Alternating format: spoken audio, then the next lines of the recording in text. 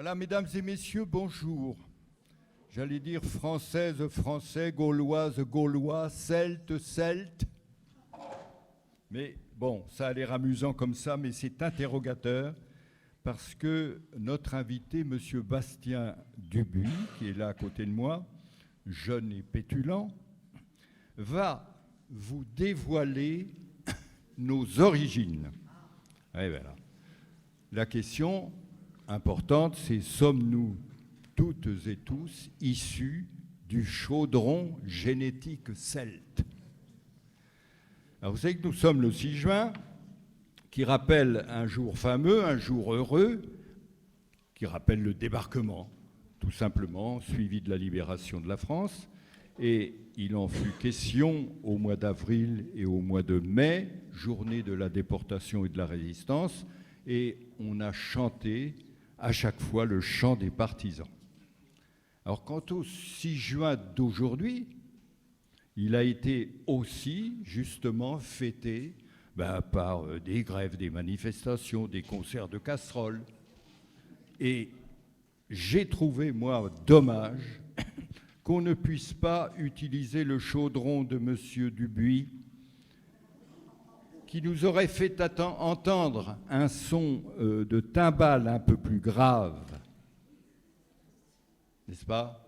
Le son du pays qu'on enchaîne. Vous connaissez la chanson? Mais M. Dubuis m'a dit, il m'a répété que ce n'était pas possible tant ce chaudron était abîmé à l'origine. Eh bien, c'est la preuve qu'il a été très utilisé et on attend qu'il soit retapé. Alors, Madame Gisèle Malaval va présenter M. Bastien Dubuis d'un ton plus docte que le mien. C'est un petit peu mon alter ego féminin, érudite aussi. Et en attendant, je vous indique notre dernière conférence de la saison, celle de Roland Gori, psychanalyste, essayiste, écrivain, créateur, j'espère que tout le monde connaît, de l'Appel des appels. La conférence sera suivie d'un film du cinéaste Xavier Gaillan, et celui-ci traduit tout simplement le travail de Roland Gori sur le thème de son dernier livre qui s'appelle « Une époque sans esprit ». Et cette conférence et ce film seront la continuation de la magnifique conférence qui a été donnée ici même par Madame Danielle Linard sur le travail et sur toutes les stratégies patronales pour en tirer de ce travail, pour en tirer la substantifique moelle. La moelle, dans ce cas, son nom, c'est le profit.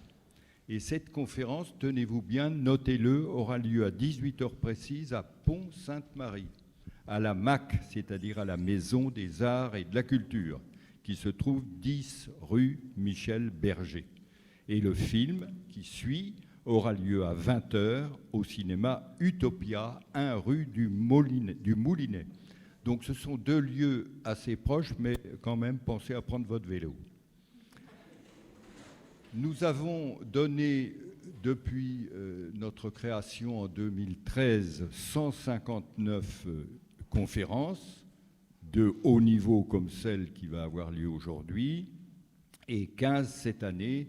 Et ce bilan, j'espère que vous le comprenez, montre notre énergie et elle permet d'assister gratuitement à ces conférences de haut niveau, mais cela n'est possible que si un fort noyau d'adhérents permet notre pérennité.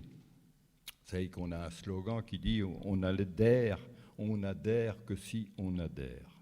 C'est un très beau slogan. Alors, la cotisation est modeste, 12 €, et nous la sollicitons, et pour qu'elle ait de l'efficacité, il faut que ces 12 € soient multipliés, comme les pains et les poissons des évangiles. Alors, je termine en vous promettant pour la rentrée des conférences sur le sport de haut niveau, sur le Secours Rouge qui est devenu le Secours Populaire, en partenariat avec CEMOA, une autre association auboise, et une autre conférence sur l'intelligence artificielle, puis une autre encore sur la santé. Vous voyez, notre calendrier se remplit. Je vous remercie de votre attention et je passe la parole à Gisèle Malaval. Merci.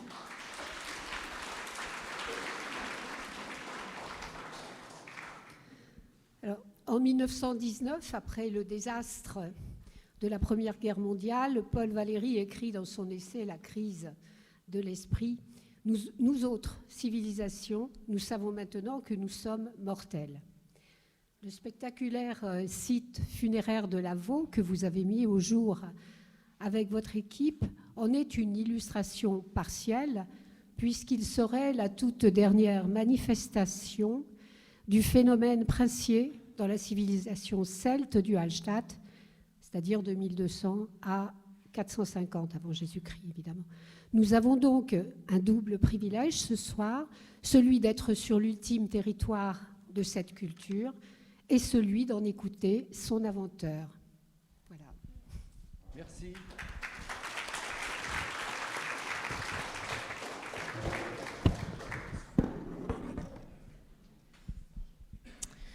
Bonsoir, j'espère que vous m'entendez bien. Merci. Je suis enchanté de faire cette conférence suite à l'invitation qui m'a été faite par l'UPOP. Enchanté que vous soyez si nombreux pour découvrir cette 70e peut-être occurrence que je fais de présentation du sujet de Lavaux et maintenant plus récemment de VIX.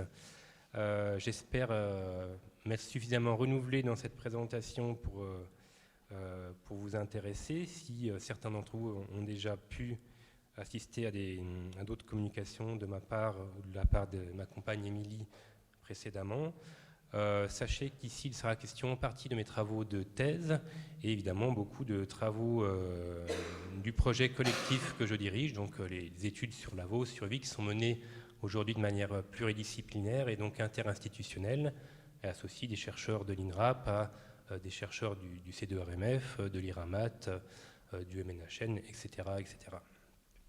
Et donc, pour commencer, vous découvrirez sur cette image l'état le plus récent de l'Onokoé grec de Lavaux, qui est en cours de restauration, qui sera présenté comme le reste du matériel de Lavaux dans le beau musée de Troyes, fraîchement rénové d'ici quelques années. Je parle sous la caution de M. Blanche-Gorge, ici présent. Alors, VIX et Lavaux sont deux sites emblématiques de la région qui nous permettent de parler de ce phénomène princier de la fin du premier âge du fer dans le bassin de la Seine. Et pour parler de ce sujet, on ne peut pas faire l'impasse de cette carte très générale qui vous met en vis-à-vis donc le monde méditerranéen, les cités-États étrusques et grecques, avec toutes ces principautés celtiques, mais pas seulement, qu'on pourrait situer en périphérie de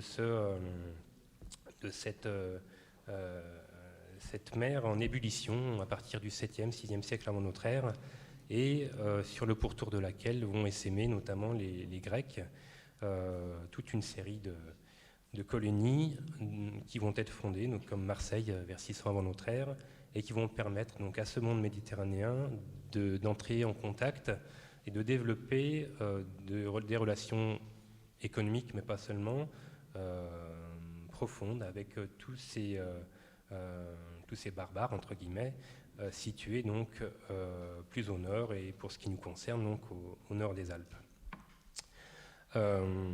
Évidemment, le phénomène princier donc résulte de la mise en place de ces relations, de ce réseau de relations à longue distance, et donc en filigrane, on peut parler de toutes ces routes, tous ces chemins qui mettent en contact le sud et le nord de l'époque, entre guillemets. Et si l'on zoome un peu sur la carte du centre-est de la France, vous voyez la position de toutes ces grandes manifestations, toutes ces principales manifestations du phénomène princier constituent donc autour du bassin versant de la Seine et celui de la Saône, du Rhône et du Rhin principalement, et qui dessinent, qui esquissent un réseau de routes, un réseau d'itinéraires qu'on a jusqu'à assez récemment évoquée sous le terme de route de l'étain. En réalité, il n'y a pas une route de l'étain, on ne peut pas la réduire en tout cas à la Seine. C'est un réseau d'itinéraires qui se font un peu concurrence entre eux d'ailleurs, mais qui permettent la circulation de ces biens de luxe notamment, qui nous viennent de Méditerranée, de ces matériaux extraits plus en périphérie du continent, l'étain des îles Cassitérides, l'ambre de la Baltique, etc. Ou à l'inverse, le corail de Méditerranée ou l'argent de Méditerranée orientale, de Grèce, etc. Alors, quand on parle de phénomène princier, on parle de deux types de manifestations spectaculaires qui sont, d'une part, les tombes princières, donc, qui sont généralement des tombes à char, qui associent de la vaisselle d'importation, des parures en or, et donc un char. Et donc, on égrènera à la fin de cette présentation ces trois thématiques à travers les deux exemples retenus ici, que sont Vix et Lavaux. Et puis, en regard de ces tombes fastueuses, on va trouver, parfois associées spatialement très proches, des sites fortifiés qui prennent pour certains les atours de capitales de cités, tel que c'est le cas à Vix, même si on n'est pas parvenu à ce stade-là, au 5e siècle avant notre ère, au même niveau de structuration politique qu'ont connu les peuples celtes à travers leurs cités-États, côté étrusque comme côté grec. Alors, Vix et Lavaux sont deux sites très proches sur la vallée de la Seine, une cinquantaine de kilomètres les séparent, et ils permettent de définir cet espace particulier du département de l'Aube, grosso modo, comme un territoire d'élection pour comprendre l'émergence de ces territoires celtiques et en tout cas la transformation de ces entités. Le phénomène princier finissant, qu'on connaît bien au sud, côté Bourgogne, avec le territoire de Vix, ses tombes et son site fortifié. Le site, l'ensemble, l'entité territoriale qui correspond à la tombe de Lavaux, qu'on ne connaissait pas jusqu'aux fouilles récentes, jusqu'aux découvertes des années 80-90, puis plus récemment celle de Lavaux. Et en revanche, on connaissait très bien l'entité Aisne-Marne, qui est ce grand groupe de tombes à char qui va se développer en même temps que Lavaux, mais qui va prendre de l'ampleur après le phénomène princier, donc à la fin du 5e siècle avant notre ère. En quelque sorte, avant la découverte de Lavaux, on avait un blanc sur cette carte. On avait d'un côté, au sud, le dernier territoire princier du premier âge du fer, et un peu plus au nord, le tout premier territoire, en tout cas un noyau d'entité culturelle du second âge du fer, donc de l'époque gauloise. Et donc la découverte de Lavaux est venue combler ce trou et interroger la trajectoire de cet espace. Qu'est-ce qui a fait qu'a émergé vers le milieu, vers la première moitié du 5e siècle avant notre ère, sur ce cours de la Seine, ce nouveau territoire qui est venu peut-être un peu en concurrence de celui de Vix voisin. Voilà, beaucoup de questions qui ont émergé avec cette seule tombe de Lavaux. Et d'ailleurs, la publication que vous avez à gauche reflète très bien cette interrogation. Donc l'Aube a un espace clé sur le cours de la Seine. Ça montre bien l'importance que revêt notre territoire de l'Aube dans la restitution de l'histoire des Celtes locale et plus générale. Alors le site de Vix est connu pour donc associer Oui. Le site de Vix est connu pour donc cette association d'une tombe princière du tout début du 5e siècle avant notre ère, avec un habitat fortifié de grande ampleur. Et c'est donc la tombe elle-même, c'est déjà une vieille découverte puisqu'elle remonte à 1953.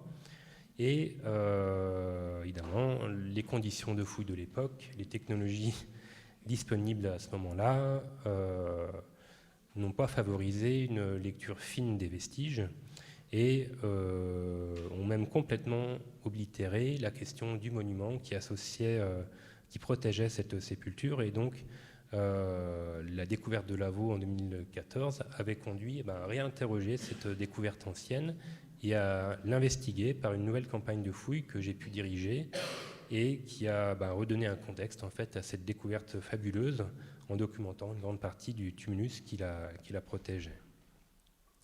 La tombe de Vix n'est pas un monument funéraire isolé dans le paysage. Vous retrouvez tout autour un certain nombre de monuments funéraires d'époque celtique, en tout cas pour les plus anciens de la fin de l'âge du bronze et pour les autres du premier âge du fer essentiellement. Vous voyez que le monument de Vix vient s'installer dans un espace laissé vide jusqu'alors par des monuments plus anciens. Donc il y a une relation au paysage funéraire qui est intéressante, un respect des monuments antérieurs et une implantation qui cherche la proximité de l'habitat et de la scène. Et donc sans doute des questions de mise en scène en arrière-plan, on en reparlera avec le cas de Lavaux. Lavaux est le fruit d'une fouille d'archéologie préventive et qui est intéressante parce que, au contraire de Vix, on n'a pas cherché à se concentrer sur la tombe et son contenu, sur les beaux objets. On l'a fouillé, cette tombe, au même titre que l'ensemble des vestiges qui étaient situés sur le site. Et donc on peut mettre aujourd'hui en regard cette découverte avec tout son contexte, les sépultures plus anciennes, le monument qui abritait la tombe, et même ce qui s'est passé après, notamment à l'époque romaine. Et donc là, pour le coup, les méthodes de fouille et les technologies disponibles actuellement permettent une approche vraiment variée et complémentaire des analyses et des études sur le mobilier de la tombe et sur tout ce qui l'environne, le sédiment, la microstratigraphie, les restes polyniques, etc. Ce qui nous offre aujourd'hui un panorama, une image beaucoup plus précise, beaucoup moins pixelisée de ce qu'a été cette tombe en regard de ce qu'on connaît aujourd'hui pour la tombe de Vix. Et vous avez à l'écran le prince, en tout cas le crâne du prince, qui a été donc restauré l'année dernière seulement pour les besoins de l'analyse anthropologique, et notamment il a passé un scanner médical en début d'année de manière à chercher des traces discrètes de trauma crânien, de choses comme ça, pour les raisons qu'on a peut-être déjà exposées auparavant, c'est-à-dire que ce prince, il a fait une chute, il a la clavicule droite cassée, mal ressoudée, donc aujourd'hui on observerait une fracture sur un édu actuel, on dirait qu'il est tombé de vélo ou qu'il a fait une mauvaise chute de parachute. Voilà, dans le contexte de l'époque, évidemment, on pense plutôt à une chute de cheval ou de char. Mais ça n'a pas causé la mort. Alors cette tombe de Lavaux, comme je l'ai dit, comme l'a montré l'exemple de Vix, elle s'insère également dans un espace funéraire beaucoup plus large, une nécropole qui existe avant le prince de Lavaux, qui est fondée à la fin de l'âge du bronze, vers le XIIe siècle avant notre ère.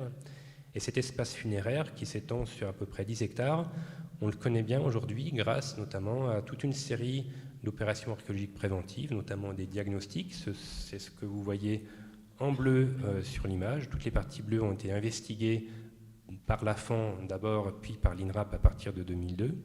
Et puis il y a eu 3 fouilles.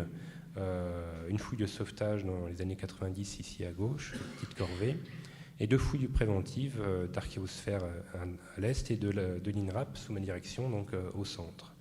Et toutes ces opérations permettent de bien comprendre les dynamiques à l'œuvre dans l'évolution de cet espace funéraire, et notamment quand on regarde toutes les occurrences d'occupation, on se rend compte d'une part que la tombe de Lavaux, elle intervient à la suite d'un certain nombre d'épisodes d'occupation du site, et que surtout lui succède une grande période de vide, de silence archéologique, c'est-à-dire qu'après 450 avant notre ère, on n'enterre plus personne sur le site, il y a une rupture dans cette continuité, dans ce temps long, comme s'il y avait un respect ou un interdit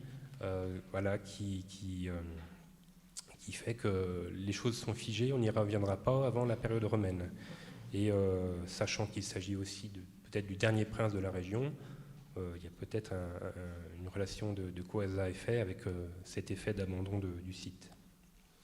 Alors, la question de la trajectoire historique de ce territoire au bois, elle est effectivement liée à la mise en place d'un réseau de relations à longue distance qui ne se met pas en place comme ça tout de suite à la fin du premier âge du fer, mais qui se met en place progressivement sur le substrat qu'on connaît hérité de l'âge du bronze, tous ces colporteurs, tous ces spécialistes qui circulent au nord des Alpes, notamment au bronze final, et même antérieurement, on peut penser à la circulation de toutes ces haches en roche alpine au néolithique.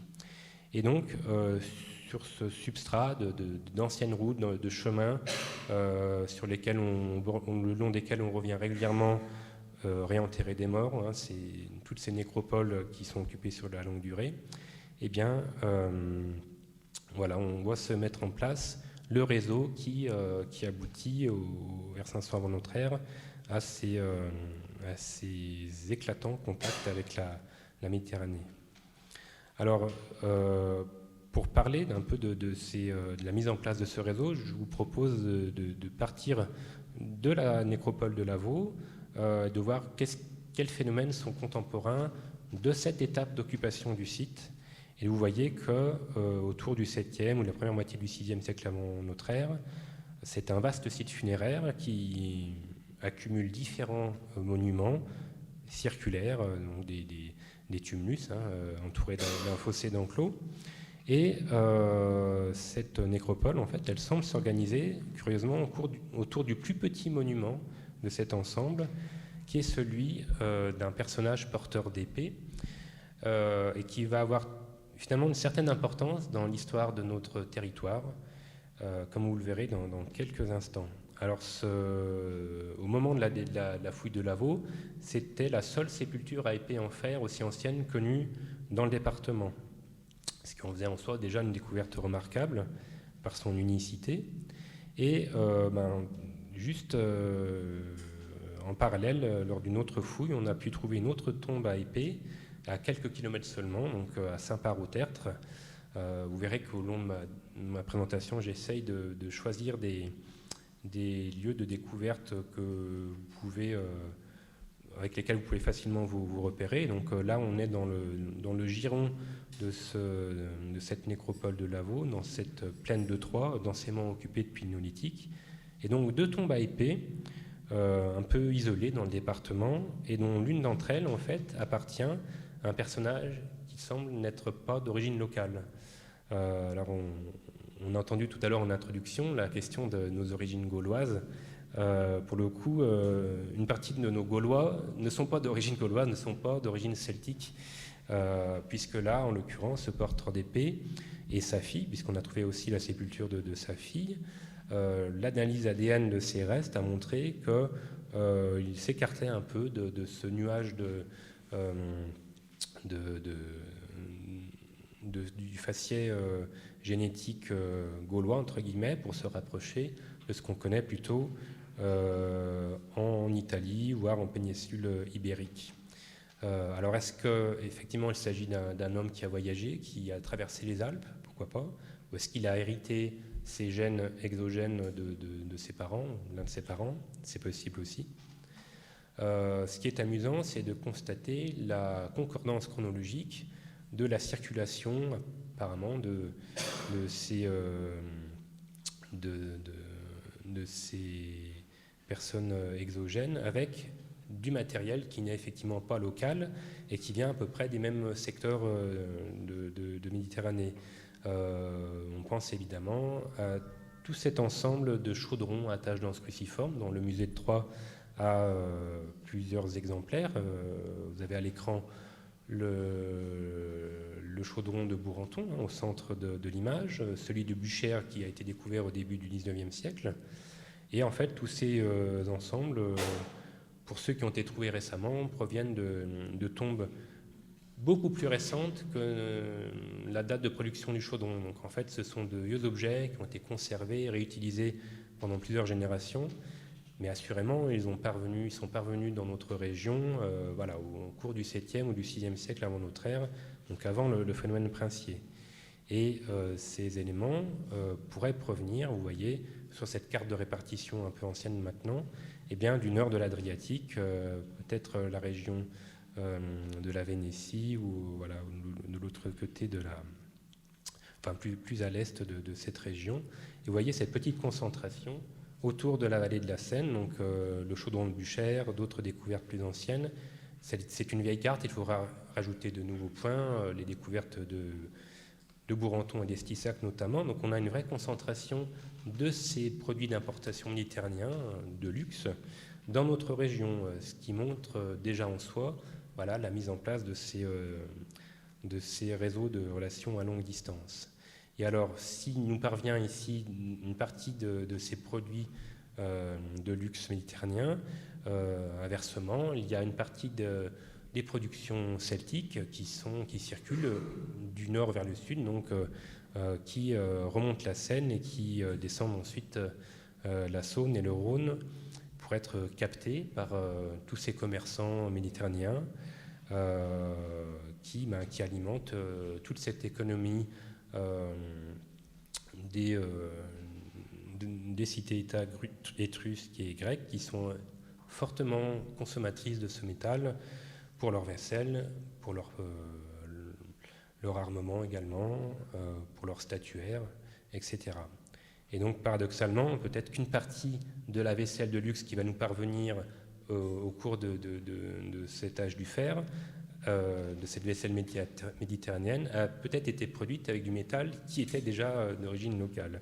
Il y a une sorte de cycle assez amusant, et donc localement, vous retrouvez les fameux dépôts de Périgny-la-Rose et de Crancey, exposés au musée de Nogent, et qui sont caractéristiques de ce commerce qui se met en place à ce moment-là. On récupère des objets entiers, mais pas que. Il y a des fragments d'objets, des fragments de lingots, etc. Et tout ce métal est capté, canalisé vers le sud. Et on retrouve même des objets celtes d'origine, par exemple, de la région de la Franche-Comté, jusque dans des sanctuaires de Sicile, par exemple. Alors, voilà, ça c'était des éléments de contexte. Et maintenant, si on se projette un peu plus sur concrètement ce qu'on trouve aujourd'hui en matière de vestiges archéologiques de ce premier âge du fer et plutôt de cette fin du premier âge du fer. Donc on va égrener plusieurs thématiques, à commencer par l'habitat. Et c'est un habitat qui, évidemment, est révélé aujourd'hui principalement par les fouilles archéologiques préventives, lors desquelles on va retrouver les vestiges de cet habitat périssable, construit en terre et en bois, qui n'est pas du tout spectaculaire, évidemment, ce qui explique pourquoi il était passé totalement inaperçu jusqu'à ce qu'on fasse des grands décapages et des diagnostics systématiques. C'est peu spectaculaire parce que ça prend la forme de petits trous de poteaux, de petites taches sur le sol qui esquissent l'ossature de bâtiments, souvent de petite taille. Ici à l'écran, vous avez un grenier sur 4 poteaux qui doit faire quelques mètres carrés de superficie. Et ça, en réalité, c'est extrêmement important pour nous. Ça nous parle du socle économique issu des ressources agricoles et vivrières locales. Et voilà, ces Celtes, ils ont vécu dans ces petits habitats de quelques milliers de mètres carrés, quelques hectares parfois, qui étaient construits et qui duraient peut-être 1-2 générations avant d'être abandonnés, reconstruits un peu plus loin dans le terroir.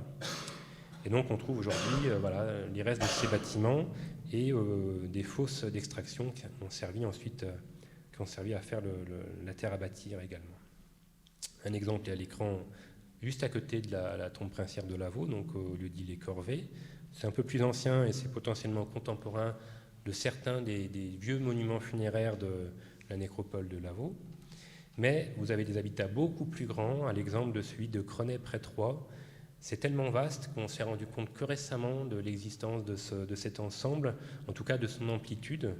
On l'avait appréhendé d'abord au gré de quelques diagnostics, quelques fouilles. Donc des diagnostics qui n'ont pas toujours été suivis de fouilles, donc ce qui fait qu'on a un peu des trous dans la raquette. Et la fouille la plus récente a montré que quand on décape de grandes surfaces, on se rend compte qu'il y a des bâtiments partout et que c'est un site qui potentiellement sur 30 hectares de superficie rassemble des centaines de greniers, donc de structures de stockage. Et ça, c'est spectaculaire en soi. Ça nous parle d'une façon de centraliser les récoltes qui est en quelque sorte un prémisse de ce qu'on va connaître à la fin du premier âge du fer avec le phénomène princier et les structures de stockage qu'on va trouver notamment concentrées sur le site de Vix. Mais là, voilà, à Grenay, on est quand même avant le prince de Lavaux. Alors qu'au même moment, si on prend vraiment le moment de ce phénomène princier, on va trouver, toujours dans ce même secteur de la plaine de Troyes, à Ruvigny par exemple, cette concentration de silos qui est bien datée du milieu du 5e siècle avant notre ère. Et donc vous voyez on utilisait jusqu'à la période précédente des greniers aériens, donc un stockage aérien. Et avec le tournant des âges du fer, on se met à stocker les récoltes dans le sol, donc on passe au stockage souterrain. Vous avez des exemples à droite d'un silo fouillé et d'une restitution donc, de ce stockage de grains souterrains. Et donc ce site de Ruvigny est intéressant par sa contemporanéité avec le site de Lavaux. Et donc encore une fois, cette pratique de centraliser les récoltes qui nous dit quand même des choses sur la structuration sociale et politique du moment. Alors, ces habitats sont effectivement peu spectaculaires et ne laissent pas de traces, n'ont pas laissé de traces dans le paysage actuel. Si on veut voir aujourd'hui des traces laissées par les Celtes dans notre département ou ses marges, il faut se tourner du côté des sites fortifiés, qui sont un tout autre type d'occupation et dont on ne connaît pas actuellement l'intégralité. On ne connaît pas bien tous ces sites, notamment parce qu'ils se localisent dans la partie sud-est du département, qui est un espace où on va très peu faire de fouilles, qui est quand même assez densément boisé. Et donc, on peut encore y faire des découvertes, à l'exemple de cet éperon barré de Bar-sur-Seine, que j'ai eu le plaisir de mettre en évidence il y a quelques années seulement. Donc on est dans la forêt, juste en surplomb de la Seine et à peu de distance de la commanderie d'Avaleur. Et vous voyez sur ce modelé du terrain cet arc de cercle qui se dessine à gauche, qui correspond aux vestiges d'un rempart qu'on voit mieux sur cette image une fois dessiné les fossés en gris et les talus, donc les courtines, les remparts en brun. Ce site inédit s'étend sur quand même 8 hectares, donc c'est peu ou prou la surface occupée par la partie sommitale du site de Vic, donc ce n'est pas rien. Donc c'est un site intéressant aussi par sa position à mi-distance entre Vix et Lavaux, on est vraiment au milieu. Cependant, comme c'est une découverte récente, on n'a aucune idée aujourd'hui de sa datation. Ça peut aussi bien être quelque chose de plus ancien, du néolithique, pourquoi pas, quoique pour une architecture comme ça, avec des fossés, des talus en terre, généralement les défenses de l'époque néolithique sont totalement effacées du paysage dans notre région aujourd'hui. Donc c'est sans doute quand même plus récent. Et moi j'y verrais bien évidemment une tentative de fortification contemporaine de ce phénomène princier. Alors on a un autre exemple évidemment bien connu dans la région, c'est l'oppidum Sainte-Germaine à Bar-sur-Aube, connu de longue date, qui est bipartite. Et donc sur la photo de gauche comme sur l'image de droite, vous voyez la présence de 2 lignes de défense sur l'éperon. En arrière-plan de la photo, vous voyez le rempart le plus avancé qui est vraisemblablement le rempart réellement gaulois, donc de la fin du deuxième âge du fer, dont je ne vais pas parler évidemment aujourd'hui, mais je vais m'intéresser plutôt à la seconde ligne de défense qui est beaucoup plus spectaculaire, et si vous n'êtes jamais allé voir sur place, ça vaut le coup parce que ce sont des très gros remparts qui ne font pas du tout honte au site si on les compare par exemple au méga site fortifié de Vix. Alors on connaissait le plan de Ménétrier publié en 1863 qui montre bien ces 2 fortifications, le rempart extérieur et puis la seconde ligne de rempart. En revanche, faute de recherches récentes, on avait finalement la situation n'avait pas évolué, on n'avait pas de nouvelle documentation sur ce petit site qui n'a jamais été réellement fouillé, hormis un tout petit sondage à l'occasion d'une surveillance de travaux, plutôt à l'occasion de l'installation d'une antenne. Et finalement, c'est en exploitant les données de l'IGN récentes qu'on peut produire de nouveaux documents. Ici, donc, un modelé du terrain qui est produit à partir de la couche RGE Alti 1 mètre de l'IGN, donc ça ne vous parle pas forcément, mais c'est une acquisition du relief métropolitain à haute définition et qui permet donc de bien lire l'ensemble des vestiges conservés encore aujourd'hui en élévation sur place. Et vous reconnaissez déjà sur cette image les remparts, les spectaculaires remparts protohistoriques, vraisemblablement de la fin de l'âge du fer, qui barrent donc cet éperon. Si je les dessine par-dessus, voilà, vous voyez encore mieux l'espace qui a été défendu par ces remparts, avec peut-être une seconde ligne de défense côté pointe, et peut-être même que le site s'étend encore plus au nord. Vous avez ici les vestiges de la motte castrale, qu'il ne faut pas confondre avec les vestiges potentiellement celtiques.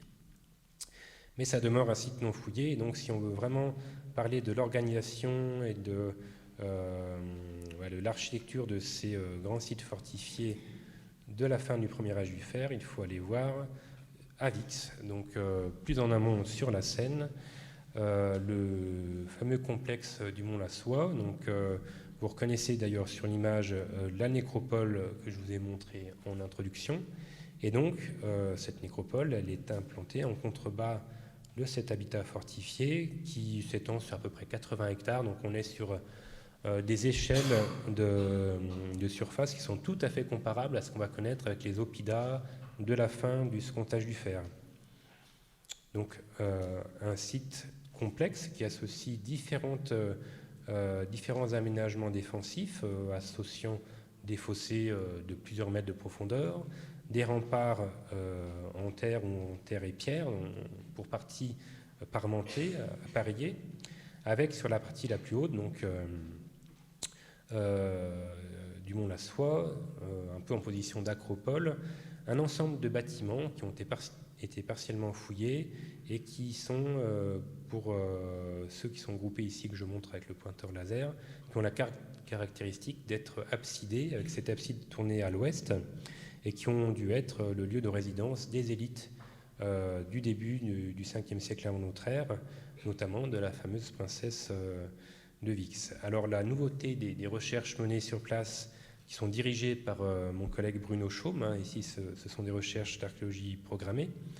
L'une des nouveautés intéressantes, c'est la découverte d'un rempart qui se trouve dans la plaine marécageuse, de l'autre côté du cours de la Seine actuelle, mais on ne sait pas en fait où passait la Seine à l'époque, et à l'intérieur duquel on a identifié un autre de ces bâtiments absidés.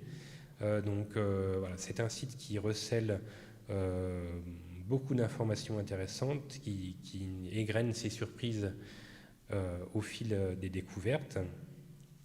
Et on en reparlera d'ailleurs tout à l'heure avec la question du port. Je vais avancer parce que j'ai encore pas mal de diapos. Donc, on a vu l'habitat et je vais passer à la question du funéraire avec toutes ces nécropoles monumentales dont Vix et Lavaux sont de beaux exemples, mais ne sont pas isolés sur la carte. Vous avez sur ce nuage de points issu de mes travaux de thèse, en bleu, l'ensemble des sites funéraires connus pour le premier âge du fer, y compris les anciens sites de l'âge du bronze abandonnés à ce moment-là, mais dont les tumulus étaient fossilisés dans le paysage. On va dire que c'est le paysage funéraire existant au premier âge du fer. Vous voyez que les sites sont très nombreux, il y en a plus d'1 millier, avec pour chaque site parfois plusieurs monuments funéraires, plusieurs sépultures et plusieurs dizaines de monuments parfois. Donc on sent qu'il y a une certaine concentration de vestiges à Vix, à la fois funéraire et aussi d'habitat.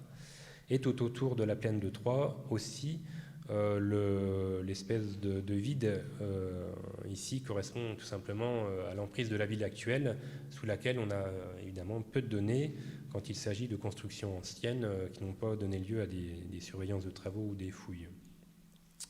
Et j'ai vu mes collègues Jocelyne et Gilles Debord ici présents qui en savent quelque chose pour avoir diriger un certain nombre d'opérations sur la commune et dans la périphérie de Troyes.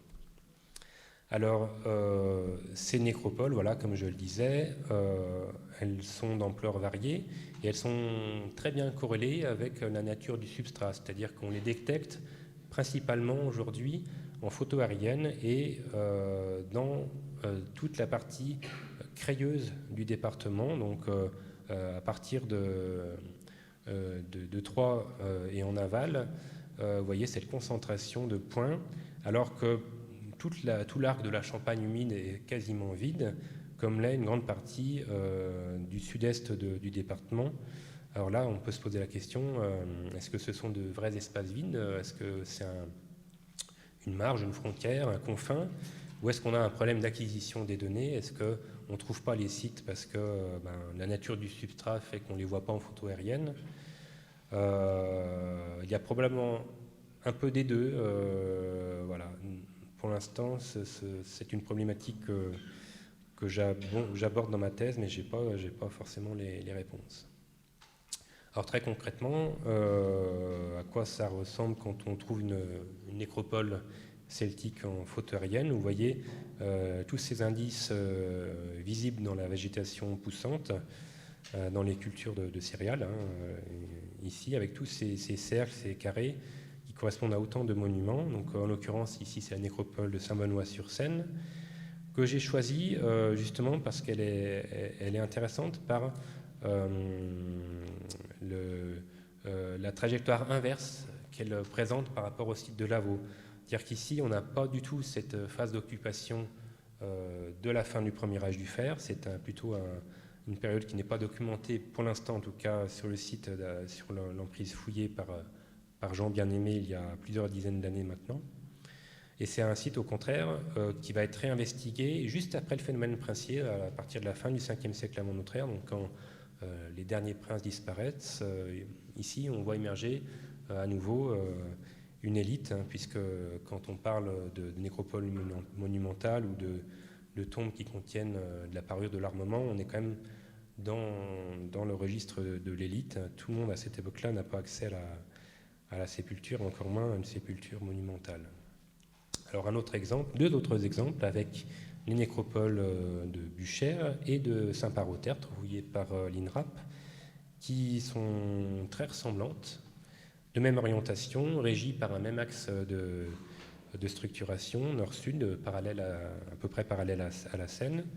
Et ces sites sont intéressants en ce qu'ils nous donnent des indices sur le réseau physique de chemins qui a régi l'organisation de ce terroir, donc tous ces chemins qui ont mis en relation l'habitat, les nécropoles, et en l'occurrence, c'est peut-être ici un des chemins qui a participé de ce réseau d'itinéraires de la route de l'Étain.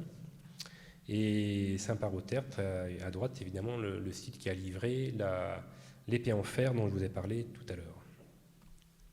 Alors, à partir de cet ensemble de nécropoles qu'on enregistre actuellement, ce qui est intéressant, c'est de se focaliser sur les grands monuments funéraires, et vous allez voir qu'on va vite arriver sur Vix et Lavaux, puisque au sein de cet ensemble de monuments, de sépultures monumentales, on va trouver un petit nombre d'entre elles qui atteignent des tailles démesurées, de plus de 30 mètres en tout cas. On en a plus d'une centaine dans le département. Et donc ces grands monuments funéraires en fait nous parlent tout simplement de l'organisation du territoire, de la répartition des chefs entre guillemets, puisqu'on peut imaginer que la répartition régulière de ces tombes dans le paysage est le reflet d'un découpage de ce territoire en différentes chefferies. Je ne sais pas si c'est le meilleur terme, mais voilà, c'est un terme que tout le monde comprendra ici. Alors, ces grands monuments associent dans notre département systématiquement un fossé d'enclos à un tumulus.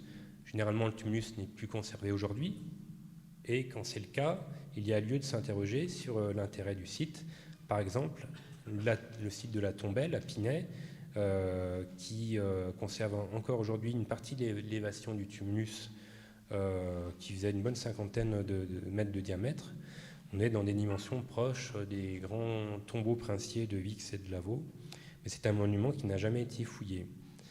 Alors quand vous regardez par taille décroissante tous ces grands monuments rassemblés pour partie ici sur cette planche, je suis navré, je n'ai pas la planche complète, on voyait en tout cas qu'un monument se dégage d'emblée, c'est celui de Lavaux, c'est le plus grand, à n'en pas douter, il fait plus d'1 hectare, et paradoxalement, ce n'est pas celui qui a le plus grand tumulus, puisque son organisation complexe, en deux enclos adossés, fait que l'enclos le plus petit accueille la tombe et est protégé par un tumulus qui fait seulement entre guillemets 40 mètres de diamètre, alors que d'autres monuments de plan plus simple de la région ont des tumulus plus grands. Ça reste malgré tout un cas tout à fait exceptionnel. Alors parmi ce corpus d'une centaine de monuments funéraires, quand on regarde ceux qui ont été fouillés, donc qui sont datés, on s'aperçoit que la quasi-totalité peut être positionnée autour du 5e siècle avant notre ère, on va dire entre la fin du 6e siècle et la première moitié du 5e siècle avant notre ère. Donc c'est le cas de Lavaux et de tout un cortège d'autres monuments, Charmois, Molinon, Côté-Yonne, Barberet, Bourenton, Estissac, côté Aube, notamment, on peut évoquer Crenay, Ganin, Gurgy, etc. Et vous voyez sur ce graphique en bas à gauche que les tombes les plus riches et les mieux datées se tiennent dans un court moment entre la toute fin du 6e siècle avant notre ère et le milieu du 5e siècle avant notre ère. Donc c'est quelques 3/4 de siècle, 425, 450. C'est le moment du phénomène princier. C'est très court, donc on est sur 2-3 générations de durée. On voit que ces monuments, ils sont l'héritage de la mise de la montée en puissance de réseaux de relations à longue distance, qui s'est faite progressivement. En revanche, leur disparition est plutôt soudaine. À partir de 450 avant notre ère, on ne va plus en trouver du tout. Après, on parle ici d'un petit corpus d'ensembles funéraires fouillés. Il y en a évidemment une majorité qui reste non fouillée. À l'exemple de ce grand enclos carré, découvert en photo aérienne dans la région de Troyes, qui est identique au monument de Barberet et de Bourenton et qui pourrait encore aujourd'hui abriter soit une tombe à char, soit une tombe princière. Alors, si on prend l'exemple de Vix, qui est un de ces monuments bien connus aujourd'hui par une fouille récente, c'est un grand monument en terre et en pierre, sans fossé d'enclos associé, qui était encore conservé lors de la fouille en 2019 sur une 60aine de centimètres d'élévation. C'est très peu. Et en même temps, ces niveaux inférieurs sont extrêmement intéressants puisqu'ils correspondent à l'étape de la cérémonie funéraire. Donc c'est l'écrin qui a servi à l'inhumation de la princesse. Donc vous voyez ici sur ce plan pierre à pierre le parement bien délimité du tertre et la tombe en position centrale avec quelques aménagements en périphérie dont je reparlerai un peu plus loin. Quelques images issues de la fouille que j'ai pu diriger en 2019 avec les restes de ce parement qui use de grosses dalles calcaires, alors qu'en arrière-plan, vous trouvez la masse tumulaire qui, en grande partie, est faite de mélange de plus petits blocs de pierre et de terre.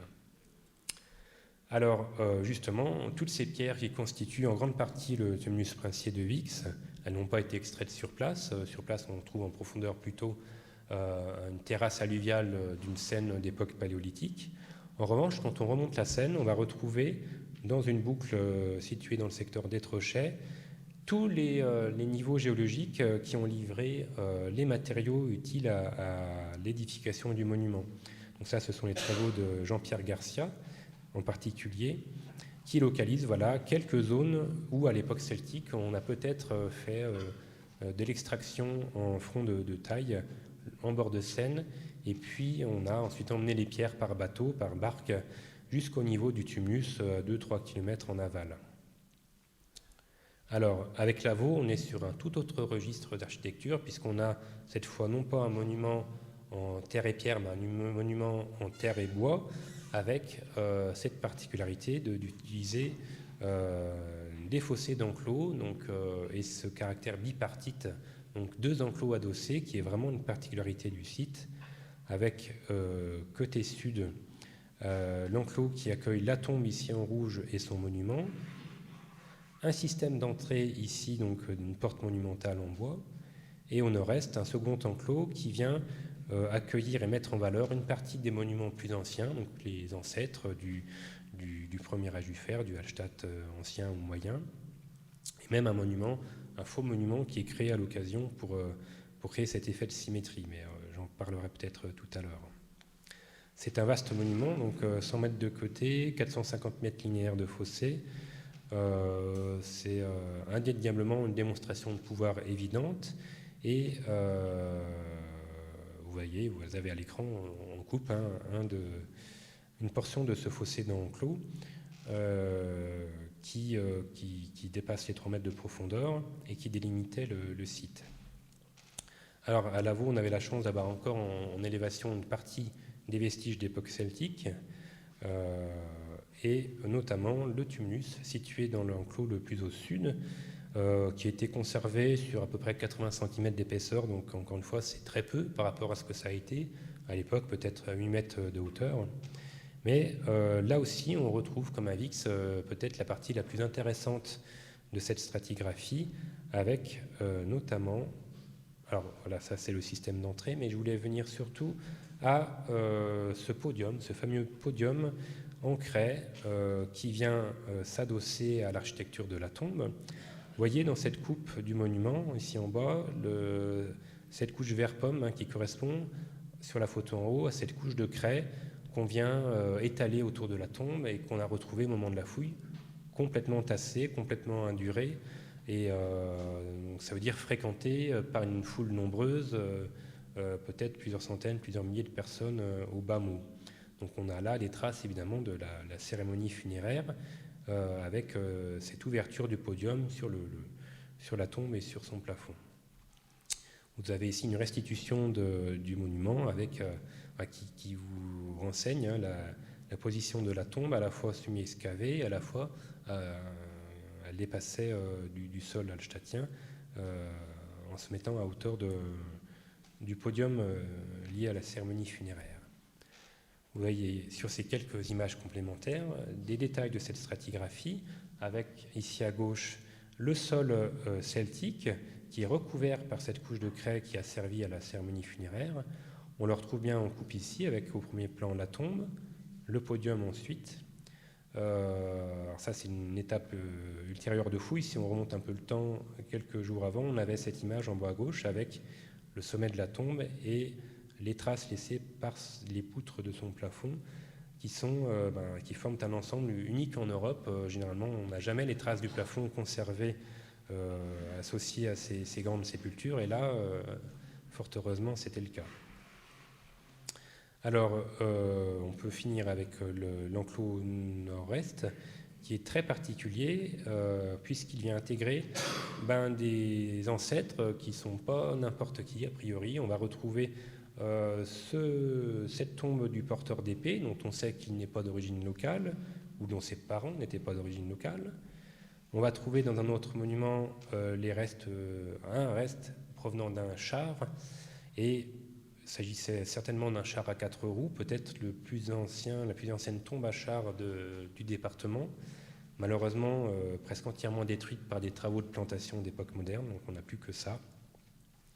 Et en vis-à-vis de ces tombes de héros fondateurs, entre guillemets, d'ancêtres héroïsés, on va trouver un autre monument beaucoup plus grand, une trentaine de mètres de diamètre, qui vient servir la géométrie globale du monument, et au sein duquel on va trouver non pas une sépulture riche, comme le voudrait la taille du monument, mais plutôt un dépôt d'os, une réduction de sépulture. Vous avez à l'écran ce dépôt d'os. Donc on a récupéré des ossements dans une sépulture plus ancienne, on les a rassemblés ici au centre de ce nouveau monument. Et il s'agit tout simplement de la fille du porteur d'épée dont on parlait à l'instant. Donc là, on est allé chercher en plus un ancêtre qui avait un vrai lien de parenté avec un des autres défunts inhumés à proximité. Alors vous voyez l'enchaînement complexe de cet enclos dédié à mettre en valeur les ancêtres. Une partie des monuments plus anciens sont détruits pour laisser place au complexe princier. D'autres en vert sont conservés. Donc en rouge, c'est ceux qui sont détruits, en vert, ceux qui sont conservés, en bleu, ce qui est nouvellement créé. On voit bien que le petit monument en rouge ici a été détruit pour céder place à ce vaste monument qui accueille cette réduction de sépultures. Et la tombe centrale de ce monument ici en rouge était vide. Et donc on est à peu près certain que ce dépôt d'os, cette femme, était inhumée originellement dans le monument qui a été détruit pour faire de la place à ce vaste ensemble. Donc là, il y a une relation aux ancêtres qui est très particulière et on peut imaginer qu'il fallait un certain niveau de pouvoir pour s'autoriser à manipuler comme ça des vestiges funéraires, des ancêtres, des ossements de défunts qui ont pu être les ancêtres véritables du prince.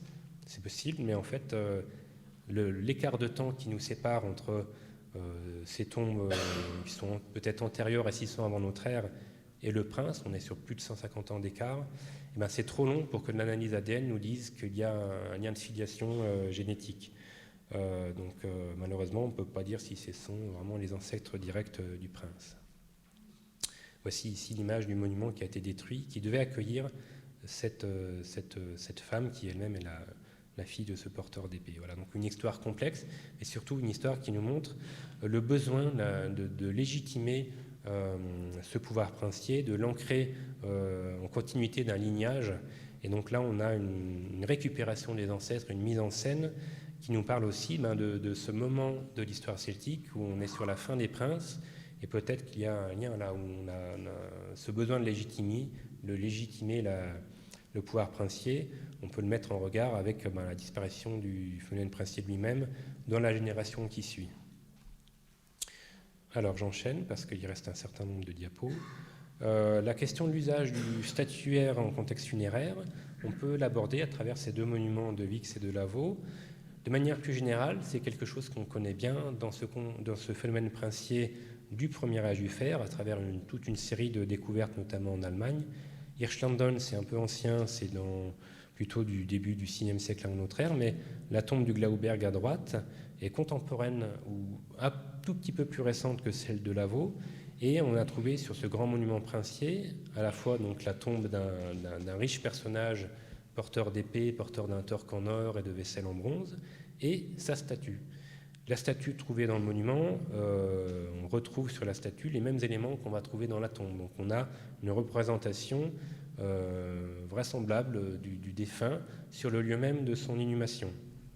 Alors, qu'en est-il à Vix, par exemple ? Sur la fouille de 2019, nous n'avons pas trouvé de fragments de statues. En revanche, on s'interroge sur ce petit édifice situé en façade du monument princier et qui est tourné vers l'habitat. Donc il est tourné vers l'habitat, il est positionné au niveau d'une rampe qui est installée sous cette forme de virgule, une rampe qui a dû permettre l'accès à la partie basse du monument et donc à la tombe. On a sans doute ici les restes de l'entrée du monument qui a été utilisé pour la cérémonie funéraire. Et donc ce petit podium, qui n'est pas un contrefort ici présent, il a pu servir à présenter du statuaire et pourquoi pas la représentation de la princesse. Et cette hypothèse, elle résonne tout particulièrement dans le contexte local en raison de la découverte plus ancienne de deux statues à 200 mètres de distance. Donc vous voyez sur ce plan le tumulus princier avec ce podium et le plus petit monument au lieu-dit les Herbus, à l'intérieur duquel on a trouvé ces statues, dont l'une d'elles est une statue d'une femme qui porte un torque à terminaison globulaire, comme ça rappelle quand même le torque en or de la princesse. Donc ces statues, elles ont été trouvées en position secondaire, elles ont été déposées après bris de leur tête. Donc il y a destruction, déplacement et enfouissement, et donc rien ne s'oppose finalement à ce que ces statues aient été exposées à l'origine en façade du monument princier à l'emplacement que je propose ici suite à la fouille de 2019. Alors à Lavaux, c'est tout différent puisque évidemment il n'y a pas de ressources locales en roche dure qui permet de produire ce type de statuaire. En revanche, au niveau de la façade du monument, au niveau de l'entrée qui a servi à la cérémonie funéraire, on a une paire de trous de poteaux un peu étranges dont on interroge vraiment la fonction. Il y résonne particulièrement dans cet ensemble architectural où il y a effectivement des effets de mise en scène et on pense qu'il peut s'agir des restes de statues piliers en bois qui sont un type de statuaire qui est documenté en fait pour l'âge du fer, notamment cet exemple trouvé dans la Saône à Sort qui pourrait dater de la fin du premier âge du fer.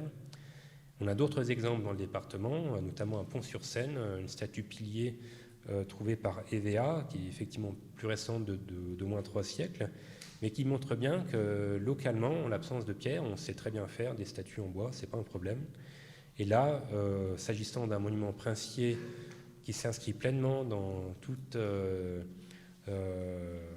ce phénomène qu'on documente dans l'Est de la France et jusqu'en Allemagne, il n'y a pas de raison de penser qu'il n'y avait pas de statue au niveau de l'entrée, ça paraît tout à fait logique.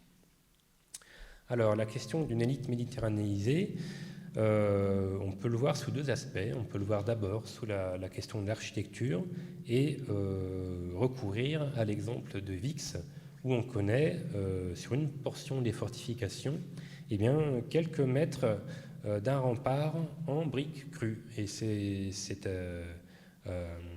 architecture n'est pas du tout locale. L'ensemble du tracé des fortifications ici, il est fait en pierre et terre avec ponctuellement de l'ossature bois. Mais l'usage de grosses briques en terre crue, c'est typiquement méditerranéen, c'est d'usage en Grèce notamment. Et ici, donc, on a un témoignage frappant de l'emploi d'une architecture exogène d'origine méditerranéenne par cette élite celtique, donc, qui a voulu montrer sur une partie de la façade du site, tournée vers la Seine et peut-être à côté d'un port, montrer ses liens, ses affinités avec le monde méditerranéen.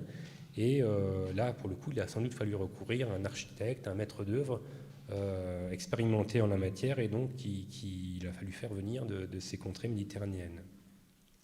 Ça, c'est pour l'architecture. Et puis évidemment, la question du tropisme méditerranéen à travers le mobilier, il se lie principalement à travers les vaisselles en bronze ou en céramique qu'on va trouver dans la plupart de ces riches tombes, qui ne sont pas toujours des tombes à chars d'ailleurs. Vous avez ici toute une série des éléments qui sont aussi présentés au musée de Troyes, comme l'Onokoé de Pouin, qui est un élément redéposé mais qui montre bien la circulation de cette vaisselle standardisée méditerranéenne. Alors là, on est, disons, sur de la vaisselle, certes de luxe, mais d'un rang quand même inférieur aux chefs-d'œuvre qu'on va retrouver à Vix et à Lavaux. Parlons-en, notamment le cas de Vix, avec ce cratère grec qui est certes un type de vaisselle de forme standardisée. On connaît d'autres cratères de cette forme-là en Europe, mais ils sont beaucoup plus petits, ils font moins de 60 cm. Et là, on a un objet qui est démesuré, dont les proportions atteignent 1,65 m de hauteur pour une capacité volumique de plus de 1000 litres. Donc ça en fait un objet évidemment unique et spectaculaire, propice évidemment à démontrer le statut, la position occupée par la princesse dans la société celtique. Et à côté de cet objet unique, sans comparaison si on prend le prisme de dimension, on va trouver des choses beaucoup plus standardisées, donc qui font, elles, l'objet sans doute d'un commerce.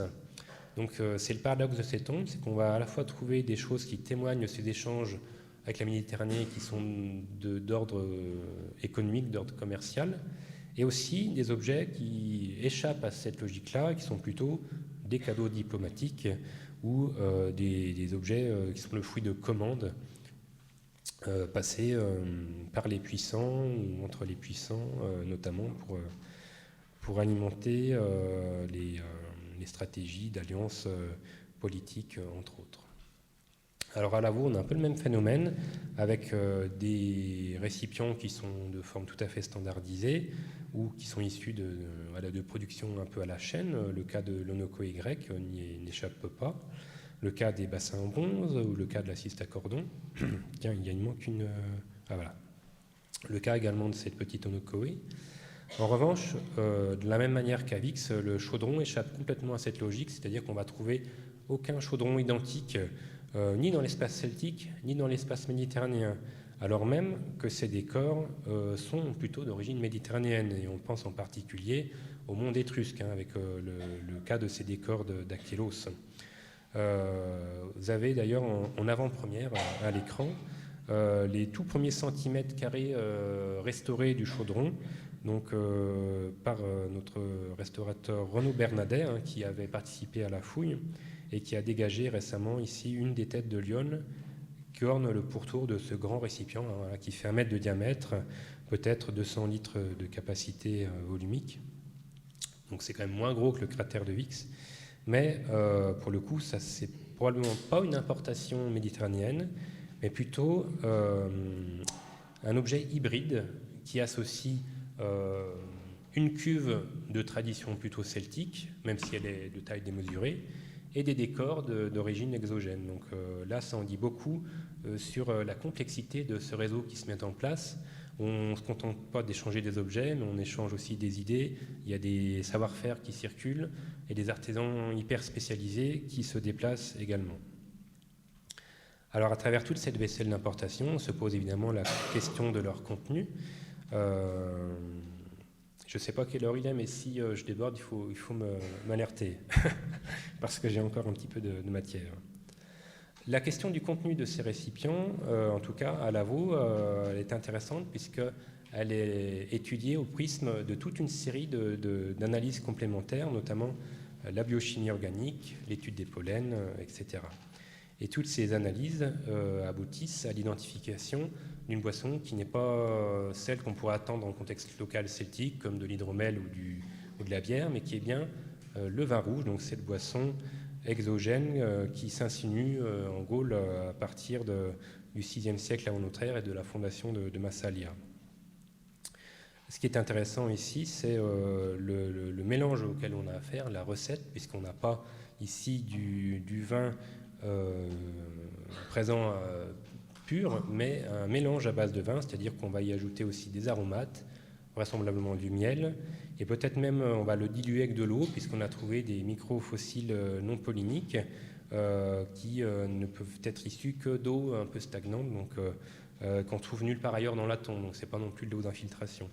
Donc vous voyez qu'il y a beaucoup à dire sur le contenu de ces récipients, et ça nous en dit beaucoup sur le niveau d'intégration des pratiques culturelles méditerranéennes, puisque le vin est parvenant en Gaule à l'état pur, c'est au moment du service qu'on fait le mélange et la préparation.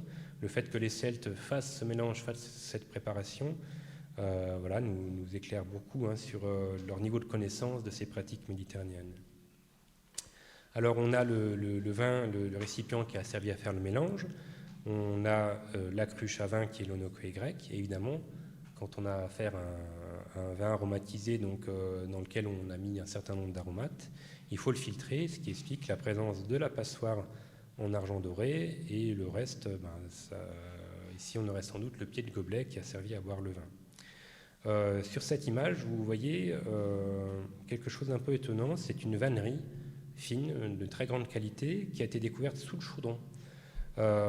Cette vannerie, par sa position stratigraphique, elle nous indique qu'en fait ce dépôt de vaisselle, c'était pas une simple accumulation posée comme ça dans la tombe, c'était quelque chose d'un peu complexe où, encore une fois, il y a une idée de mise en scène, ici une mise en scène verticale avec du bas vers le haut, d'abord au ras du sol les objets les moins précieux, on va dire, les plus standardisés, comme les bassins en bronze, comme la ciste à cordon, et plus on va monter dans cette mise en scène, plus on va trouver des objets précieux ou usant de matériaux précieux.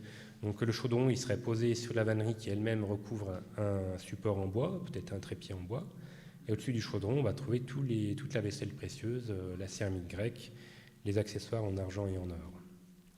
Alors je crois qu'on va terminer, on va enchaîner sur la question de ces matériaux précieux qui sont au service en fait d'un artisanat de cour, d'artisans spécialisés au service des élites et dont on retrouve les fruits, évidemment, dans cette ombre privilégiée de Vix et de Lavaux. À Lavaux, ça se lit très bien d'abord dans le costume funéraire, avec tout ce panel d'accessoires vestimentaires et de bijoux qui utilisent de l'ambre, de l'or, de l'argent, du corail, etc., qui constitue donc une belle palette colorimétrique et qui aussi reflète très bien ce réseau de relations avec des matériaux qui viennent un peu de partout en Europe. Alors, le torque, vous l'avez sans doute vu des centaines de fois, mais je le remontre. Par la qualité de son décor, il s'agit d'un objet exceptionnel, d'un chef-d'œuvre d'orfèvrerie, sur lequel on va trouver ce motif de monstre ailé, une sorte de félin, de lion, on ne sait pas trop, dont le corps se prolonge d'ailes repliées. Et en fait, ce décor, on va le retrouver aussi sur la fibule, donc l'agrafe vestimentaire qui fermait le vêtement du prince, et de manière tout à fait miniaturisée. Donc c'était déjà petit sur le torque, hein, la tête sur le torque fait moins d'1 centimètre. Ici, les monstres ailés sur la fibule font 3-4 mm. Donc on a une très forte miniaturisation des décors qui témoigne du recours à des savoir-faire très spécialisés. Les bracelets sont ornés de têtes d'oiseaux aquatiques, sans doute des cygnes, et on va trouver sur le torse du défunt cet objet composite qui a vraisemblablement été un casque ou un couvre-chef en vannerie et en cuir, dont seulement une partie utilisait des matériaux précieux. Donc vous avez trouvé au niveau de l'attache de la jugulaire, donc des petites agrafes en fer et en or, et au niveau du cimier, une pièce métallique fixée par une goupille qui associe de l'or à une perle en corail. Donc encore une fois, on est sur des objets, des petits objets, toujours très décorés ou usant d'une mixité de matériaux pour partie précieux. Et tous ces caractères-là, on va les retrouver un peu partout dans la tombe. Par exemple, le cas de la ceinture retrouvée sur le bassin du défunt, donc une lanière sans doute en cuir qui était décorée par la couture ou l'incrustation d'un fil d'argent. Et ce qui est intéressant, c'est le choix du matériau, éminemment rare dans ces contextes celtiques du premier âge du fer, et en fait qui est omniprésent à Lavaux. Donc ça, c'est aussi une particularité remarquable. Et la seconde particularité intéressante, c'est le décor qui, en fait, est le produit des prémices du premier style celtique, donc de cette culture du second âge du fer, de l'époque gauloise. Donc ici, on voit se mettre en place de premiers décors de ce style qui va appartenir à la culture du second âge du fer. Alors, si la ceinture est décorée par l'incrustation de fils d'argent, le grand couteau de cérémonie qui a été trouvé au pied du chaudron, lui, est orné de fils d'étain. Là, encore une fois, ça résonne, hein, ce matériau, dans le contexte de toute cette historiographie sur la route de l'étain et que j'ai présenté tout à l'heure. Donc une même technique de décor, mais un autre matériau, encore une fois assez rare à l'époque, rarement employé en tout cas à l'état brut, et cette série de panneaux, hein, décorés de fils incrustés qui permettent de définir cet objet comme un objet d'exception, un chef-d'œuvre de savoir-faire qui peut être associé encore une fois des mixités, des techniques mixtes. Alors, l'orfèvrerie, on la retrouve aussi sur le dépôt de vaisselle, hein, sur notamment l'onocoé grec. Vous voyez son état avant nettoyage à gauche et en cours de restauration à droite. Je passe sur le contenu du panneau peint puisque l'heure avance. Simplement pour vous montrer tous ces décors de fils d'or, filigrane en or, un type d'orfèvrerie très caractéristique, hein, une spécialité qu'on va retrouver dans d'autres types d'objets, par exemple le pied de gobelet qui a servi à boire le vin. Vous avez ici une vue récente de la passoire, hein, qui associe de l'or et de l'argent avec ces décors de tête de serpents cornus. Et puis quand on regarde à Vix, l'or et l'argent sont également bien présents à travers le torque évidemment, mais aussi la fiale, qui est peut-être un petit récipient de cérémonie, hein, peut-être lié également à la consommation du vin ou aux libations. Et puis on retrouve l'or sur les petits accessoires vestimentaires tels qu'une paire de fibules en fer, or et corail. Et même, donc ça c'est une fibule qui a été trouvée lors de la fouille récente de Vix de 2019. Même chose pour ce petit accessoire trouvé également en 2019. Ça fait 3 cm, c'est vraisemblablement un petit sculptorium qui a servi à l'entretien des cuticules et qui associe du fer, de l'ambre et des fils en or et en or pâle. Alors, je crois que j'arrive au bout de ma présentation. J'ai passé la vaisselle, j'ai passé l'orfèvrerie. Je termine sur l'emploi des chars chez l'élite. Donc, une caractéristique commune à toutes ces tombes princières, à l'exemple de Vix, avec ce char à 4 roues qui était démonté dans la tombe, orné notamment de nombreux décors sur la caisse qui nous parlent de ce vieux mythe de la barque solaire, originaire qu'on connaît très bien pour le bronze final et qu'on retrouve aussi à Lavaux par ailleurs.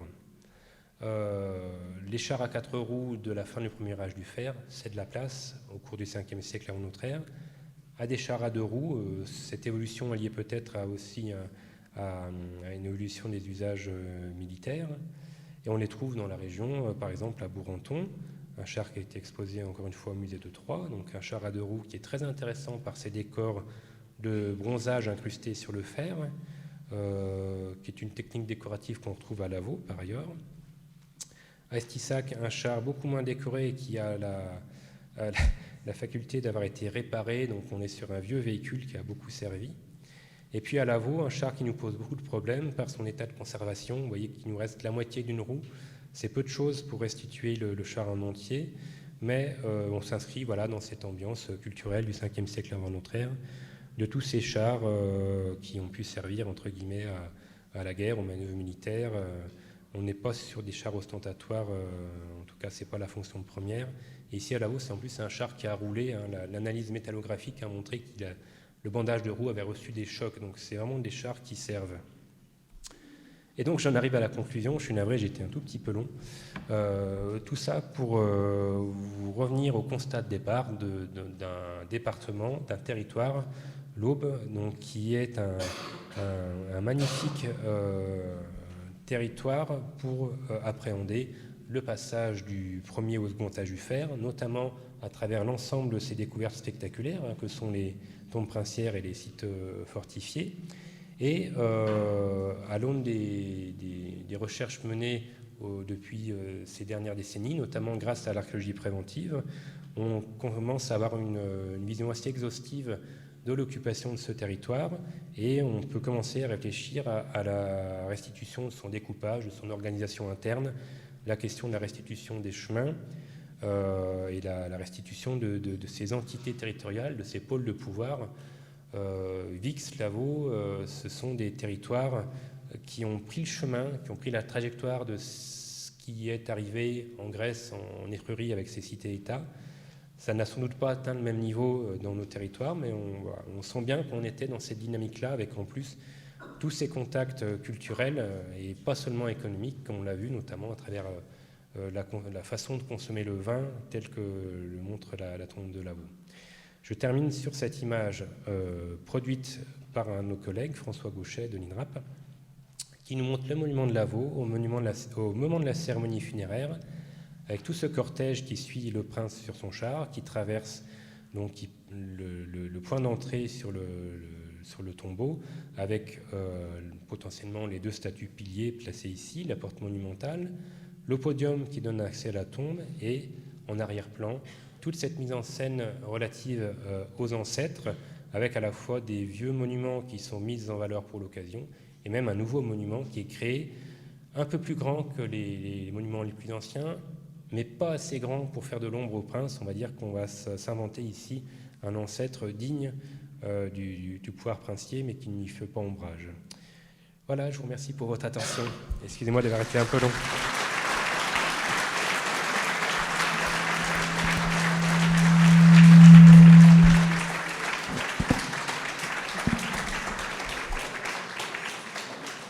Voilà, bravo, nous sommes enchantés.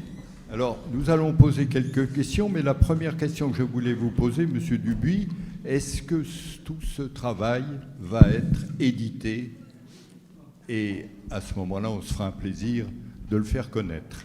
Oui, alors pour ce qui concerne Delaveau, en fait, il a fallu suivre une suite d'étapes logiques, à commencer par le rapport de fouille, qui est l'étape préliminaire. On va restituer à l'État l'ensemble des données accumulées pendant la fouille. Et donc ce rapport a été rendu déjà en 2016. Et en 2018, on a commencé le projet de publication du site. Donc on est déjà en 2023. On aura encore besoin sans doute de 3 bonnes années pour aller au terme de ce programme de publication. Et en fait, le premier volume de la publication sortirait en fin d'année dans la revue Gallia. Je parle ici de la publication scientifique du site, qui serait dédiée, donc ce premier volume, uniquement à la nécropole, donc à l'ensemble des vestiges antérieurs ou postérieurs à la tombe princière. Et viendrait ensuite un second volume, une seconde publication scientifique dans les années prochaines. Pour ce qui est de la publication grand public, c'est aussi un projet qu'on réfléchit en interne à l'INRAP et qui pourrait voir le jour avant 2026. Donc on est sur du court terme, on va dire.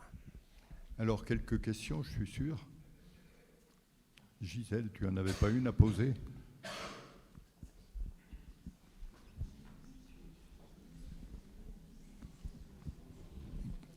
Bonjour, je vous remercie pour la qualité de votre présentation. Concernant VIX, on me dit qu'il y a les observations aéronautiques font apparaître une nouvelle tombe qui serait encore plus importante que celle qui a été découverte. Est-ce que c'est exact? Et ça m'amène à vous poser la question de savoir comment vous choisissez d'aller d'une fouille à l'autre et comment vous organisez ce type de travail. Pour ce qui concerne VIX toujours, vous avez parlé d'un port et dit-on, on a découvert plusieurs emplacements d'un port. M'amène l'autre question, comment vivaient les gens de VIX ou de Lavaux? Quel était le nombre de personnes? On me dit plusieurs milliers de personnes qui vivaient. Quelle était leur économie, leur organisation politique?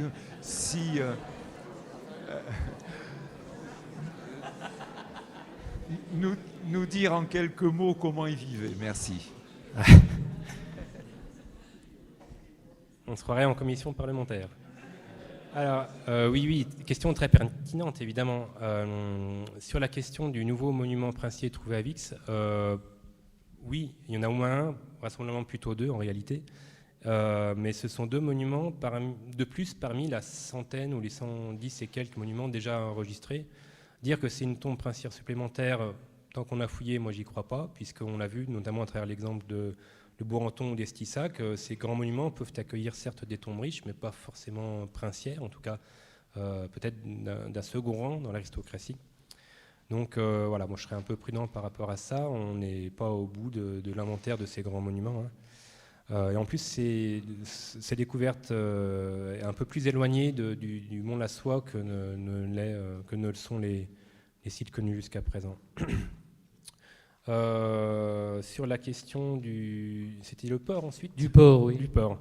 Oui, c'est une proposition de mon collègue Bruno Chaume, notamment qui est relative à l'imbrication du cours du fleuve avec le tracé des remparts, et notamment une partie des fossés, des fortifications qui viendraient se jeter dans la Seine, donc qui étaient en eau à l'époque, qui pose évidemment la question de la présence de structures portuaires, puisqu'on est en présence d'un site qui est une sorte de hub où on voit passer des marchandises qui sont venues de la Saône, notamment le vin, la vaisselle, etc. Des choses qui remontent le cours de la Seine, l'ambre, l'étain ou le bronze, peut-être le fer, les céréales, etc. Et donc qu'on ait affaire ce type de structure portuaire, pourquoi pas? Est-ce qu'on est certain que ce qu'on a fouillé aujourd'hui, ça correspond à ça? J'en suis pas si sûr. Et surtout, on ne connaît pas le tracé du cours de la Seine à l'époque. Donc c'est quand même compliqué de mettre un doigt sur la carte en disant le port est là, quoi. Sur la question du nombre de gens qui peuvent vivre dans ce type de site à Vix, la difficulté qu'on rencontre, c'est que les différentes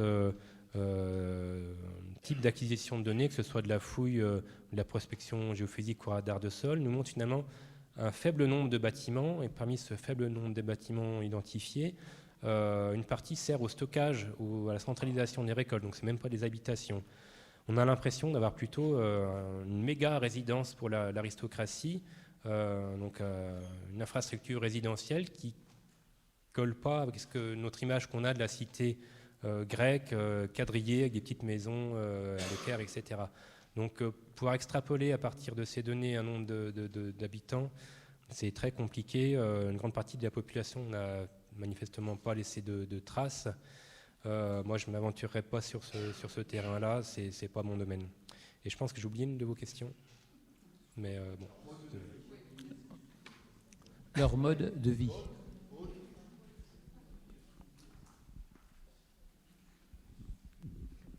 Bonjour, merci pour votre exposé. Moi, en voyant un site d'une telle ampleur, je me pose une question juste pratique. Bon, là, c'est un vrai travail de Celte, de construire tout ce site. Le prince décède, mais il est inhumé 2 ans après. Enfin, comment ça s'organise un site funéraire de ce type-là dans le temps? Alors, avec l'exemple de Vix et les données récoltées lors de la fouille du tumulus princier, on a sans doute pu démontrer que le monument avait, la construction du monument avait débuté avant la mort de la princesse. C'est-à-dire qu'on a toutes les premières étapes de construction qui sont bien structurées, bien menées, avec sans doute un architecte derrière.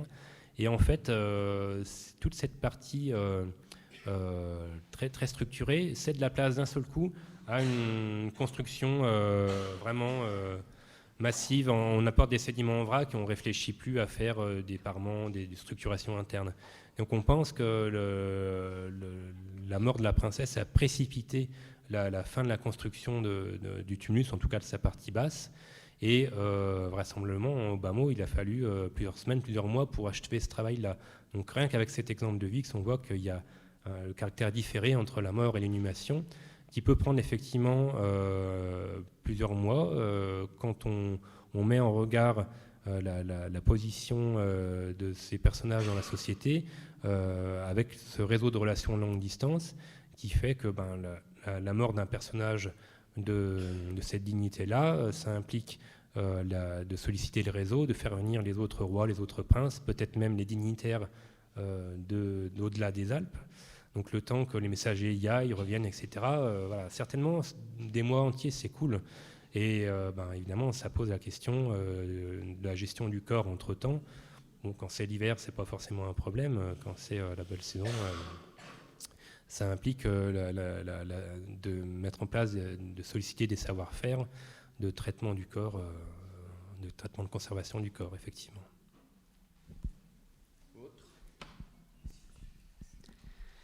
Alors moi, j'aimerais savoir quand est-ce que le trésor va venir à Troyes. Oui, de Lavaux. Bonne question, David. Alors, tu l'as vu à travers certaines images, le trésor de Lavaux est en cours de restauration. Donc, ça, je ne l'ai peut-être pas dit, mais les restaurations ont débuté quasiment que cette année sur le trésor de Lavaux, puisqu'on était en phase étude jusqu'à présent, avec tout un panel, tout un cortège d'analyses menées de manière interinstitutionnelle. Et donc là, la restauration du chaudron a démarré, certains objets sont déjà restaurés. Et donc l'idée, c'est que l'ensemble de ces objets soient accueillis par le musée de Troyes au terme de leur restauration et au terme de la restauration, de la rénovation du musée également. Donc là, c'est presque une question qu'il faudrait poser à Éric Blanche-Gorge quant à la date de la réouverture du musée, mais il est certain que ça va venir à Troyes d'ici quelques années. Bonsoir.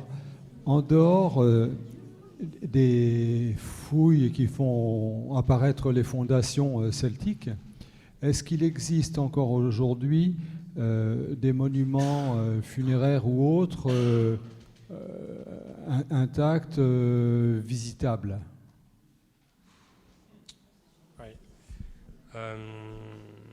Pour visiter des monuments funéraires, par exemple du 5e siècle avant notre ère, qui soient des choses spectaculaires et qui permettent l'accès à la tombe, il faut vous tourner vers l'espace étrusque. Vous allez voir des belles chambres funéraires avec notamment des décors peints. qui seront parfaitement contemporaines de Lavaux. Pour ce qui est de l'espace celtique, ce sont des champs funéraires qui étaient en bois, qui étaient creusés dans le sol, et pour lesquels il n'y avait aucun accès interne après la cérémonie et après l'édification du terre. Donc vraiment, autant dans l'espace étrusque, peut-être qu'on amenait des nouveaux morts régulièrement, ce sont des caveaux familiaux, etc. Autant là, pour ce que j'ai montré aujourd'hui, ce n'était pas le cas. Aujourd'hui, tout ce que vous pouvez voir, si vous avez l'œil averti, c'est comme ce que j'ai montré tout à l'heure à Pinay, de légers reliefs dans le territoire, de légères bosses, qui sont les ultimes reliefs de ces grands monuments qui, à l'époque, faisaient 6-8 mètres de haut, qui se voyaient à des kilomètres. Mais c'est évidemment tout ce qu'il en reste. En revanche, vous pouvez aussi vous tourner vers plutôt les musées de sites allemands, notamment à Ohrdorf, qui est peut-être la tombe princière la plus riche d'entre toutes, plus riche que Vix, plus riche qu'à Lavaux, où là, le monument a été reconstitué, donc vous retrouvez la forme qu'il avait à l'origine. Et voilà, en Allemagne, ils sont assez friands de ça, la reconstitution in situ des monuments. Et c'est une question qu'on a abordée en fait à Vix, puisque après la fouille que j'ai menée en 2019, on s'est posé la question, est-ce qu'il fallait reconstruire le monument tel qu'il était, faire un fac-similé à proximité, faire de la réalité augmentée, voilà, c'est des questions qui sont encore en fait en cours actuellement. Bien, écoutez, mesdames et messieurs, nous vous remercions d'être venus en si grand nombre. On peut remercier M. Bastien Dubuis en l'applaudissant généreusement. Merci.